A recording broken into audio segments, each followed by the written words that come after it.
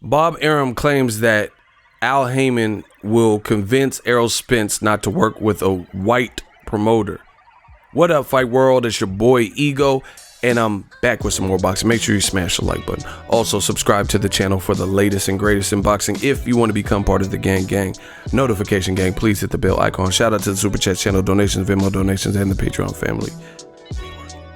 Lance Pugmire, shout out to him. Verified Twitter account. He works with the Los Angeles Times. There's a shocking article that I've seen, and Bob Arum, you guys see it right here. He's alluding, as you guys see right here, Exhibit A. Bob Arum claims Al Haymon will discourage Errol Spence Jr. fight deal with a white promoter. So he's, really using the race card and saying that this is the reason the fight won't happen because he's white or Jewish, or I'm not sure.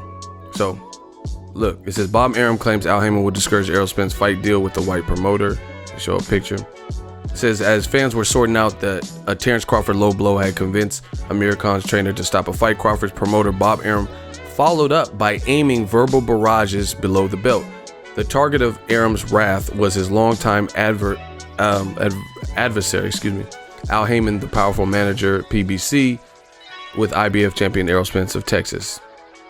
Crawford champion after knocking out Khan in the first. He says, everyone knows that I want the Spence fight. That's the fight everyone wants to fight. But let's get into, I don't want to distract too much. I want to get to what Bob. It says, Arum alleged that Haymon will discourage Spence from a business deal with an outside white promoter. You guys see it right here. It says, veteran promoter said he believes that he already knows how the conversation will go. Right? He says, quote, Al Haymon's going to say, Spence, don't listen to me, meaning him, Arum. Don't listen to Arum. Don't listen to the white guys, because if you listen to the white guys, they're going to steer you down the road. Listen to me, brother. We're part of a brotherhood. And if I'm telling you not to fight Crawford, I'm telling you not to fight Crawford. Now, this almost sounds borderline racist from Bob Arum, that because there's no tangible proof of this. Once again, let's read it again. Al Haymon is going to say, Spence, listen to me. Don't listen to the white guys, because if you listen to the white guys, they're going to steer you down the road. Listen to me, brother. We're part of a brotherhood. And if I'm telling you not to fight Bud Crawford, I'm telling you not to fight Crawford, end quote. Again, this is rubbish to me. There's how can we discern that? So PBC, in my opinion, has the biggest stable in boxing. They have the most diversity. You have guys like Leo Santa Cruz, Mikey Garcia, who's been working with them, Abner Mares, who has a job with PBC on Fox, all Mexican American. You got guys that are white, like Joey Spencer, Caleb Plant, who are, getting shine, getting co-features and being on frequent undercards. You have black fighters, Wilder, Charlos, Broners, Errol Spence, etc. Right? Andy Ruiz, Mexican-American, just got signed. A ton of Cuban fighters. Edison Dilata, Guillermo Rigondeaux got picked up. You got Luis Ortiz. You got Pacquiao, who's Filipino. So to me, he has more diversity. You look at Golden Boy, a lot of their top players that make the most noise are Hispanic, Latino, Canelos, the guys like Virgil Ortiz, Joseph Jojo Diaz Jr., Ryan Garcia, he's Mexican American. And then the black fighters with Golden Boy are like Keandre Gibson, Rashidi Speedy Ellis. We don't really even hear about their fights on major cards, on like Canelo, Golovkin, things like that. And Errol Spence, even Oscar sent out a tweet that he later deleted and said, oh yeah, good performance versus Mikey Garcia, you should come to Golden Boy, blah blah blah. Errol Spence responded and said, I don't like the way you treat black fighters. That wasn't Al Haymon, that was Errol Spence on his verified account saying that, right? Then you look at Top Rank. Top Rank has a lot of like Eastern Euro fighters, the Lomachenkos, the Vodsticks, people from that region, Russia, Dmitry Bivol. Oh, not Bivol, they don't have him. DAZN has him. But they have Beterbiev, guys like that, and they seem to get a high push, and kind of like the matchmaking seems to be softer with those fighters. So I have no idea what Haymon not working with the white promoter, where this is coming from. New media, guys, you guys have to be able to make sense of this yourself, but let me help illustrate. Al Haymon works with Tom Brown and Brittany Goosen. I see them at like all these fights. They're white, to my knowledge. He works with Lou DiBella, who's Italian, white.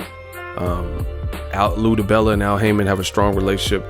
DiBella has put on some of the biggest cards for Haymon on the East Coast. He like handles like mostly all of them, right? So just in-house, I don't see that.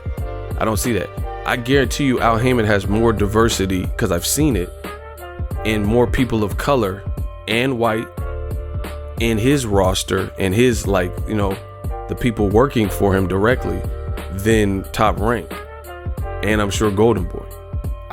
Name a black person, you know, outside of Bernard Hopkins, a former fighter, that works with Golden Boy. You know,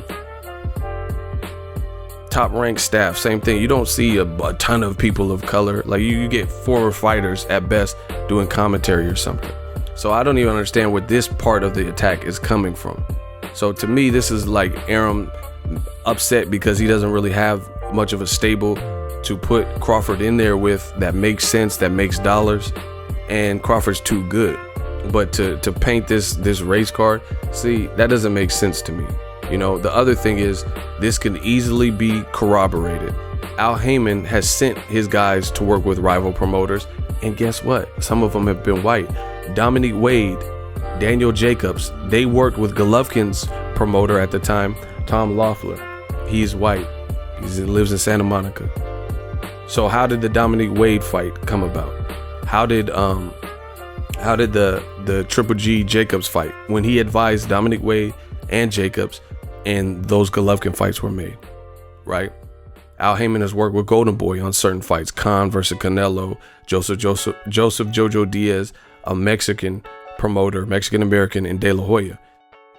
Recently, Deontay Wilder worked with a white fighter and a white promoter, if we're playing the race card. Deontay Wilder just fought Tyson Fury last December with Frank Warren. Last time I checked, Frank Warren would be listed as Caucasian, blue eyes, the whole shebang. So what is Arum really saying?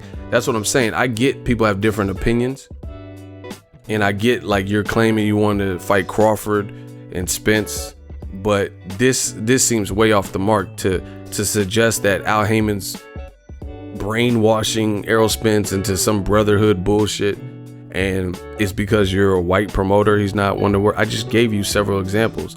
Frank Warren, Wilder Fury, and might I add, Wilder Fury 2 was in negotiations. Frank Warren and Tyson Fury pulled out, went to ESPN and Top Rank, and that fucked up the Wilder Fury fight from happening next. So nobody really believes this, because if Al Haymon is the devil and cancer and stuff, then why'd you get in the way of Wilder Fury 2 from happening?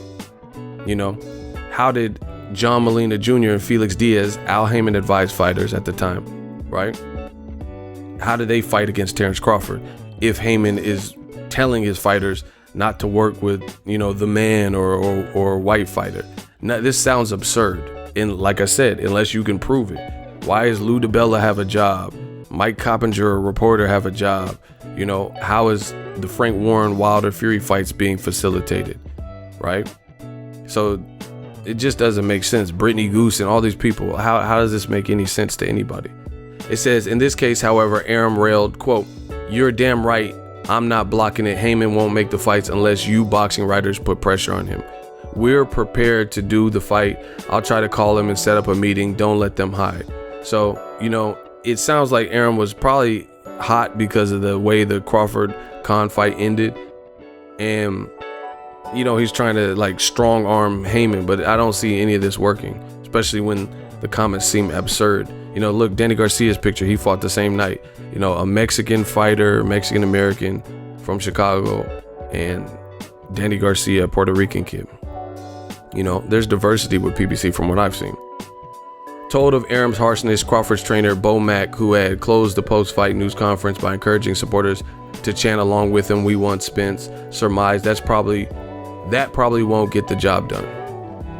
Arum's out here campaigning for the fight, right? So you either put up or shut up. It looks like he's trying to put up. Just keep pressuring on Spence, putting pressure on Spence, and hope all the stars line up. If the man's going to fight, he's going to fight.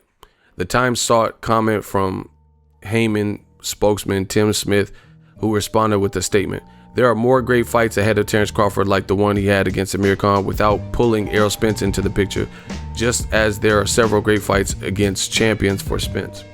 We'll let Arum handle Top Rank and Crawford business while we attend to Errol Spence and Premier Boxing Champs business. Truly exciting times in boxing and the welterweight division. The Arum-Haymon divide contributed to the extended delay before the 2000 making of Pacquiao, Mayweather, etc.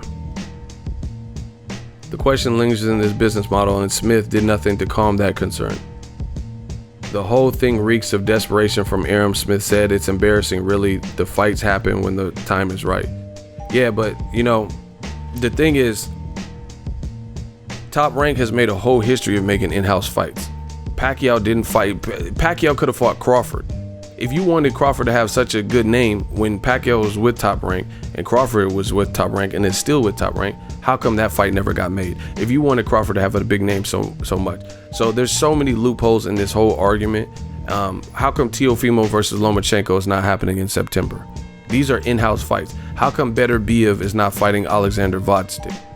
Shakur Stevenson versus Oscar Valdez. You know why? Because those are in-house fights. Those are people that can make money, and you have a plan for them. You have a plan of when you want to pull the trigger and make that. Better Biev versus Vodstik is much better than Alexander Vodstik in Philly. He's from the Ukraine, fighting in Philly on a main event against Mugumbo or Mutombo or something.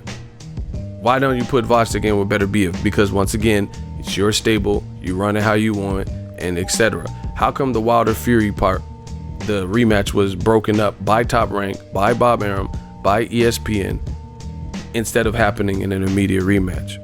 And then you're putting Tyson Fury in there with Tom Schwartz.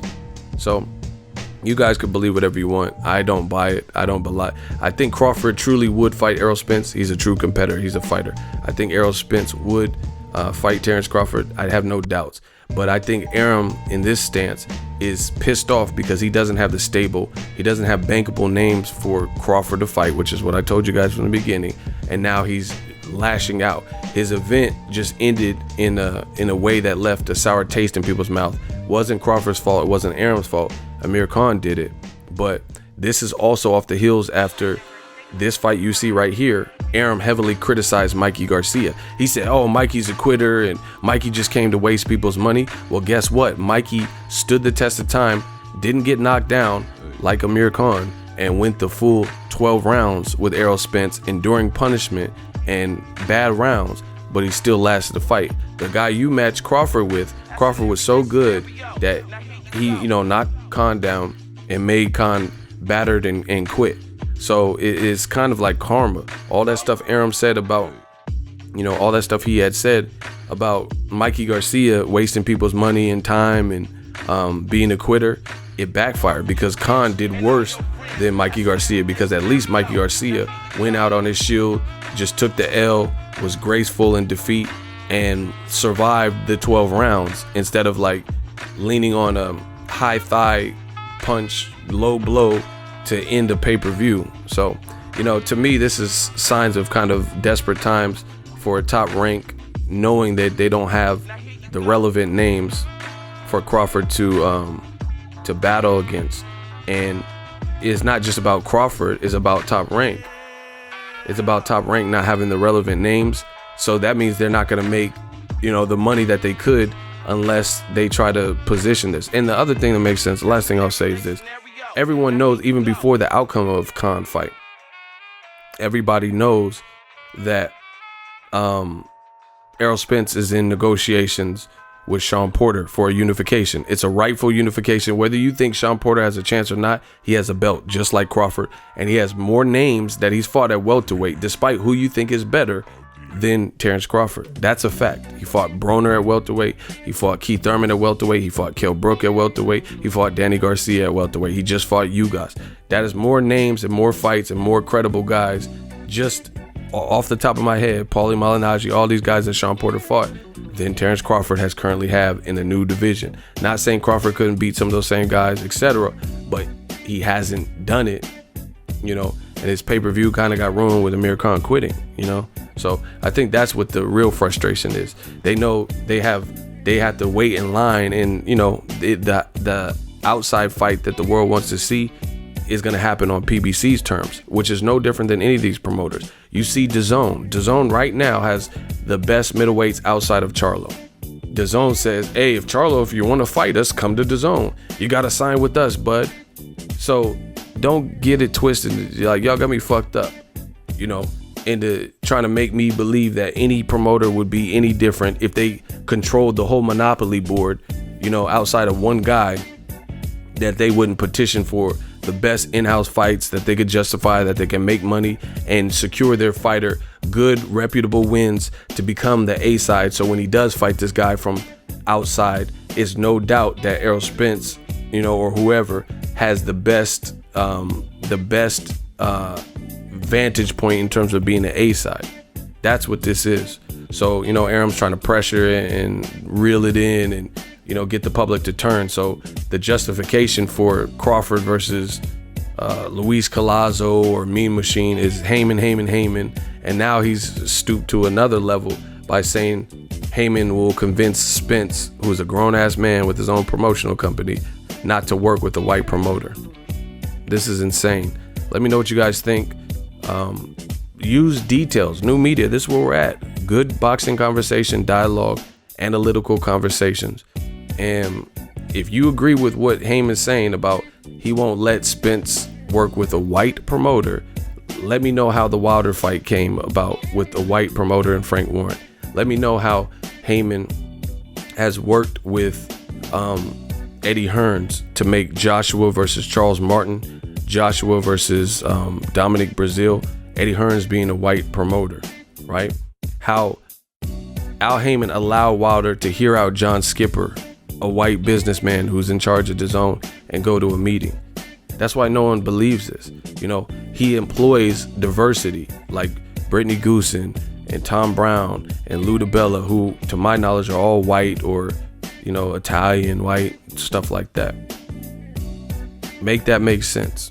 Don't just say, oh, I agree with Arum. Explain in detail or you will be blocked, because we're not here for people to try to come in with fake ass arguments and try to sway the public. You gonna have to explain this one, to explain how he don't want to work with a white promoter. When has this ever been the case? You know, especially when he has different nationalities of promoters that work with him. Richard Schaefer, right? Lou DiBella, Louis de Cuba Jr. He's Cuban, I believe, right? So he has working with him. Tom Brown, he has diversity just working with him, like in-house guys that promote the events. It's not making sense. Let me know what you guys think. If you're new, consider subscribing. Make sure you smash the like button. As always, hate, comment, and subscribe. Till next video, is Ego signing off. So if you enjoyed this video and want more content like this on the channel, you can show your appreciation by going to the PayPal donate button or the YouTube support button, and you can donate any amount that you feel is equivalent to the value of this video. Much more to come. Thank you guys for your support. Boxing Ego, the future of boxing.